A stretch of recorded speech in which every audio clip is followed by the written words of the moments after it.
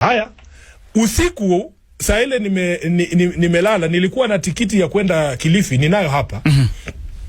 Kuna wale baadhi ya wafanyikazi ambao wanafanya pale, amenitumia rafa, ananiambia Sifuna, kuna maagizo tumepewa hapa ya kwamba kuna vijana wataruhusiwa waingie, lakini wale walinzi wako hawatakubaliwa uingie. Tunaona kwamba utakuwa katika hali ya hatari.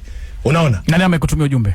Mfanyikazi kwenye hiyo venue ya hiyo mkutano. Walikuwa wamepeleka kule vipingo.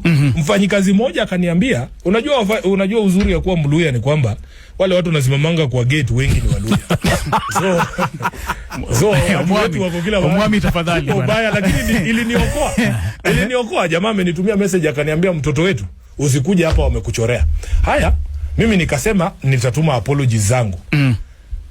Na kweli jinsi ambavyo waliniambia, huyo jamaa aliniambia wakati wa kusoma ile resolutions, unakumbuka mlikuwa mnasikia kwenye mic wale vijana walikuwa wanapiga simu, hata walitengeneza videos, walikuwa wametolewa hapa. I was actually the one scripting na nilisikia. Ulisikia walikuwa wameletwa pale katika eneo ambalo ni private. Unajua vipingo region ni mahali ambao ni private. Yes, exactly. Na ilikuwa mkutano ipelekwe huko kwa ajili ya usalama wa kila mtu. Unaniona? Unanielewa?